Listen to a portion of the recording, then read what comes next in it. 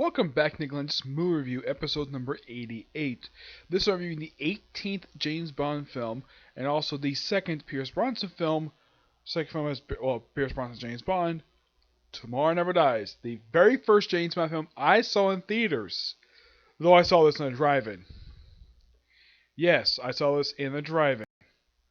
This film was released back in 1997, yes, roughly 22 years ago. Of course, it has Pierce Brosnan, of course, as, James Bond. Desmond is second to last time he plays Q, and played by Dame Judi Dench. Moneypenny played by Samantha Bond. Now, they would bring back, now, there was plans, from what I heard, to bring back Bill Tan in this movie. But Michael Kitchen has schedule conflicts, so he didn't come back into The World's Not Enough. Where this film we have Charles Robinson take over the role. The actor who plays him is a guy by the name of Colin Salmon, who actually just appeared not only in this film but the following two films as M's chief of staff. He's simply Bill Tan all but name, but yeah. Film starts out with basically you have a Bond undercover at a terrorist bazaar. Yes, a terrorist bazaar. So we also have Mr. Guccia, I think it's his name.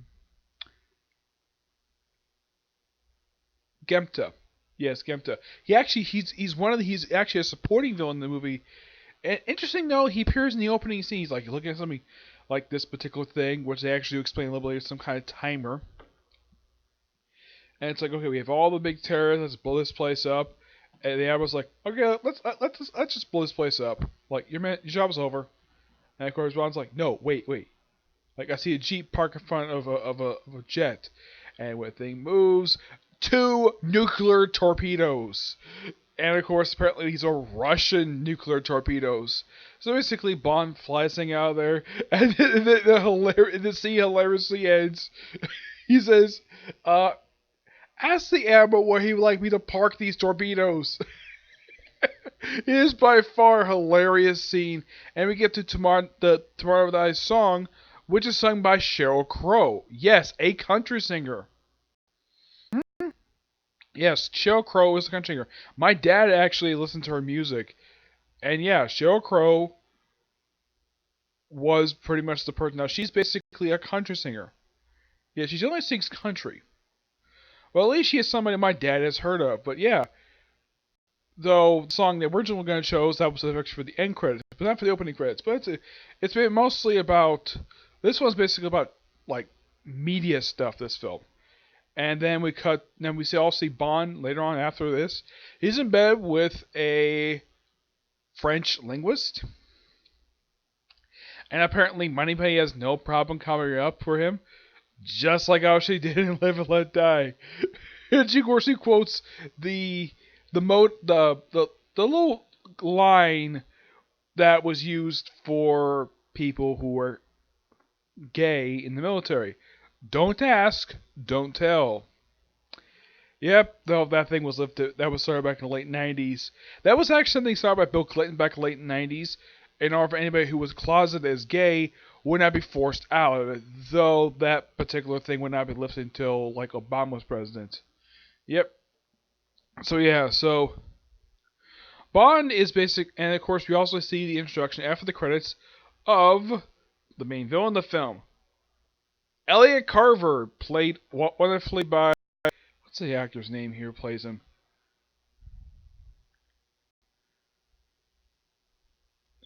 Jonathan Pierce, who does a really good job playing the character. Now, I've heard a rumor this guy is based upon the owner of the Fox Corporation, Rupert Murdoch, and it's something that this is a very underrated villain. Yeah, I've seen him in a few other films aside from this one.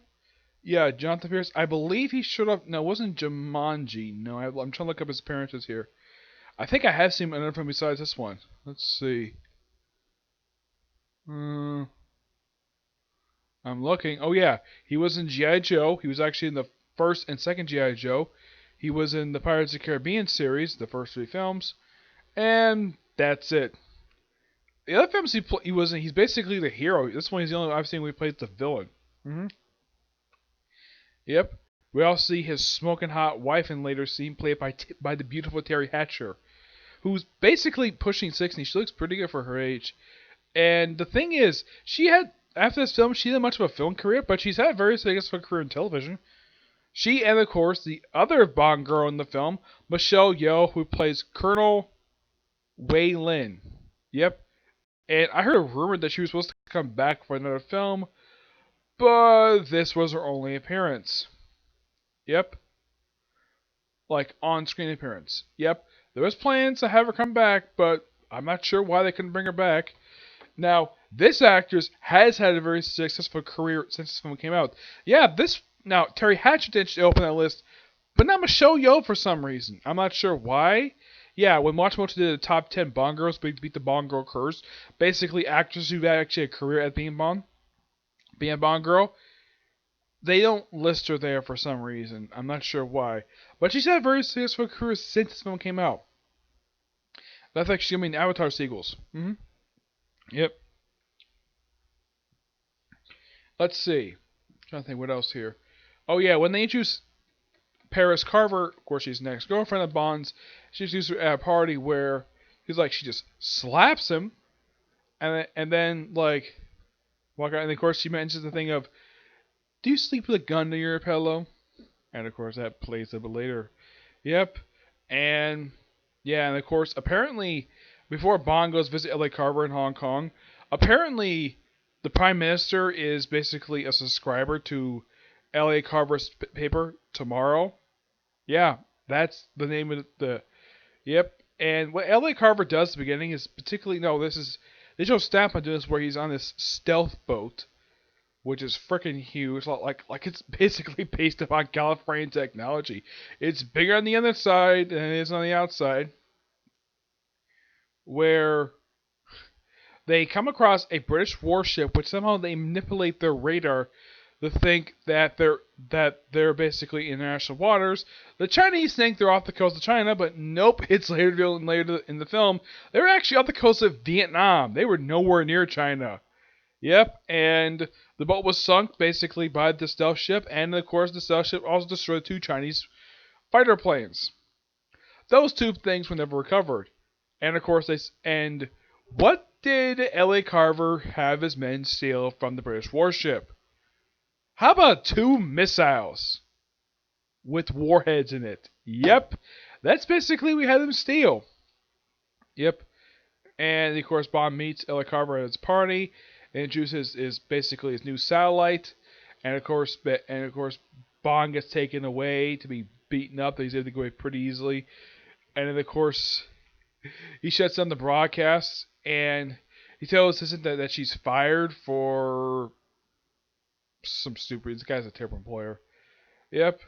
And later on, Paris decided to go visit Bond in his hotel room. This is, of course, I'll talk about the action sequence later.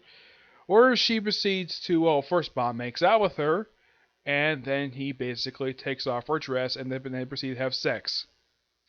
Yep. They do this in the film. Yeah, Terry Hatcher, probably the only time I've ever seen her in a movie where she does sort of a sex scene in the movie. The only other film I've seen this woman in was Tango and Cash, where she played the younger sister of the character played by Sylvester Stallone, where she had a squeaky voice. And the documentary of Solitary Hatch, apparently some producers only thought she could play characters with a squeaky voice, even though she's a damn good actress. Oh yeah, and here's something weird though. They don't mention this film at all in her biography, despite the fact it's one of her highest profile films she's ever been in, a Bond film, and yet they don't mention this at all. They mention her stunt in Desperate Housewives. They mention Tango and Cash, some other stuff she's been in. They mention Lois and Clark. Yeah, I've seen Lois and Clark. They mention Superman. They don't mention this film for some reason. This is why I think she's really good in this film, and she basically gets killed later in the film. Now, this is a really cool action sequence in the film where Bond breaks into let's just say a newspaper plant, check stuff out, and then he runs into Colonel Wei Lin at this place, and they proceed to run around. Of course, Bond has a scuffle with one of Carver's henchmen and drops them in a thing of papers. And he has the cheesy line of, they'll print anything these days. And of course, thing is covered with this guy's blood. Yep. Absolute fun scene, this little action sequence. Yeah, then, and of course Bond goes back to his hotel room and he sees a dead Paris Carver, and he turns around and there's a henchman in this scene. Yeah, this character is basically seen for this one scene only, where basically to set up basically his appearance in the movie, he basically has it where, believe it or not, it's like where they had this like, it's time to, okay, I think it's time to set my wife appointment with the doctor, into this professor, who appears in this one scene.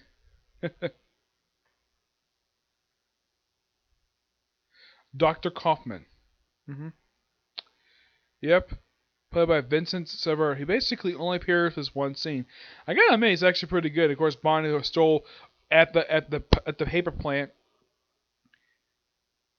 the little detector thing that manipulates stuff, and Bond kept it in his car. Now, where they introduce the car is actually a quite hilarious scene, where okay, they basically come across. Now they actually cut this. There was actually a lead scene here where Q pressed the wrong button and there's a Jaguar, and of course it says wrong mission. Of course, then we see Bond's car. It looks like a family car. It's an okay looking car. And here's the neat thing about this car. It's controlled by his cell phone. Yeah, basically he does this. Just moves his finger around like a little pad, and apparently, like, he pressed like a button to start the car, and then he basically moves his finger across the screen, and that apparently moves his car. I'm like, and of course then he decides to take attention. I'm like, okay, it's so hilarious the fact he takes attention. That was perfectly fine, and of course it gets used later on in the film. And of course he's able to overpower the assassin. Of course, Stampa basically trying to get into Bond's car is so hilarious. Where, unlike the way it was in Four Eyes Only, where one hit with a gun blows up the Bond car, this thing is like, okay, they basically hit it with like a crowbar. They try everything to get the car open, and they can't get it. They can't even break the freaking glass. So it's like, okay, apparently Stampa was contacting Kaufman. It's like, okay, and of course, Colin was like, I'm embarrassed to say this, but I need you to help me open up your car. Okay? And then he says, okay, he gives him the phone, he says, press 2 and send, and it opens up a taser. Tases him, and he gets shot in the head, and of course Bond kisses, the late Paris Carver's corpse, and he proceeds to get in his car, drive around, of course, fire, and apparently this car is loaded with machine guns and rockets, yeah, and blows up like part of this garage with several other vehicles. It's an absolute fun action sequence in the movie. It's like one of the really good ones. And then Bond gets out of the car goes basically like over and crashes into a store. And then there's another lead scene I've seen where Bond goes to see the car later. It's like, checks out perfectly fine. The car itself is never seen or mentioned ever again after this particular scene. And then they pretty much go and meet with Wei, and of course Bond later on gets captured with Wei Li. Taken to Carver's Hong Kong headquarters. And apparently, so Bond is about to be tortured via chocolate torture style, where he says Dr. Kaufman basically was like a father to me. I'm like, okay. Yeah, an assassin who was a father figure to another assassin. And it goes nowhere, and of course, Stampa gets stabbed in the leg, and of course they... Now, apparently Gutha apparently was a magician. Ricky J, apparently the director, was a big fan of this. So they cut out all of his card stuff. Yeah, apparently his gimmick is that he has a card gimmick. hmm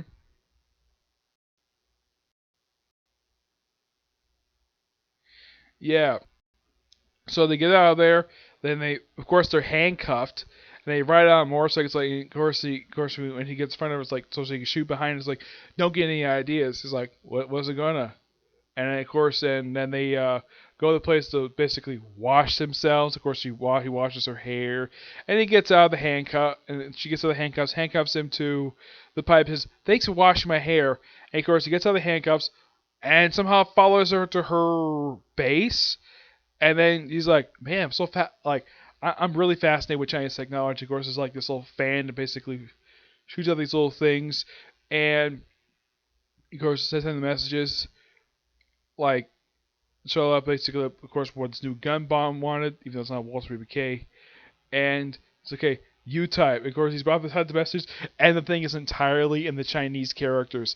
And apparently, Pierce Brosnan's Bond had completely forgot the fact that apparently it was established in twice that Bond basically graduated first in languages. Basically, it's implied he may know Chinese, but apparently Pierce Brosnan's version does know Chinese at all. So yeah, send a message to M and whoever Wei Ling's boss is. And of course, later on, I meet with Jack Lord, reprising his role from last one. This is a bit of a smaller role, like in last one, where he just parachutes him off, and that's when they find out the whole thing of, well, beyond the course of Vietnam, not China. And let's see. Now I keep thinking though, for this particular scene, I'm like, okay, for second film in a row, I keep thinking now since I've watched the Bond films, I'm like, couldn't they just basically bring back Felix Leiter? Like, why Jack Lord? The guy is virtually useless. The guy contributes nothing to the plot. It appears a few times in the last film. This one appears for this like one scene, and of course Bond recognizes him right away. Of course, Jack Lord. I'm like, I think it's like Jack Wade. I think it is, right? I think it's his name. Yeah, Jack Wade. hmm And of course, he's never seen the film. Like he's not even mentioned when the film ends. Eventually, later on, they find this dope boat. Of course, Bond and Wei Ling decided to get some machine guns and some explosives, and they go around shooting a bunch of Paris Carver's men. And of course, they get captured, and they get free. Well, basically, but they get free, and of course, Stampa, of course, is killed. I think he's killed by being thrown off something. How does Paris die? Oh boy, this is probably by far one of the most glorious deaths ever in the Bond series. Yeah, he gets killed with his own drill. Yeah, how he took down a British warship was that with his big, huge drill with 3 drill heads on it. And of course, Bond basically puts in front of a control panel which has the control unit for this drill, and he says, "You forget the one rule of entertainment: give the people what they want." And from his perspective, his death, and he gets killed. Mm-hmm. Stampa, of course, is killed with a missile being killed with one of the missiles is crushed by him, and of course the place explodes, and of course Bond and Mei Ling just get on some rocks and start making out, and that's where the film ends. But this film overall is really, really good. I enjoy this film, and a lot of fun bits in this film, and it's a blast of film to watch. Even though it's been like a year or two since I've seen this film last, but just like the last film, I remember a lot of the film. I remember every single bit of the film, but it's absolutely awesome to watch. And I don't get why one person said that the Earth 3 film was not as good as the GoldenEye. This film was really good. Though I've heard one person review say, yeah, this film's still good. Next film, it was very decisive. Basically, people are split over the next film. The war was not enough. I was thinking of a line from the man with it was Majesty's Secret Service. Yeah, but this film was just really good. And apparently, this film also had a chill production history. Mm-hmm. Yep. And like with the last film, basically with the last set of films, 2 years between films was not too bad. But next film comes out in 1999. The next one I did not see in theaters. Yeah. So yeah, this film is just really good. Just an enjoyable film to watch. Mm-hmm. Yep. And I did recommend basically anybody who's a Bond fan. You get a lot of good location here. Get some Bond girls. Though the third one he doesn't end up in bed with like he did with the other two. But yeah, really, really good film. Mm-hmm. And you can definitely say that both women in this film have had careers after this. Mm-hmm. Yeah, both of them. Yeah. So yeah, that's it for this particular review. I have one more video I'm going to do, and that'll be a review of the newest chapter for the 7 Deadly Sins, okay? But do you see you next view. Bye.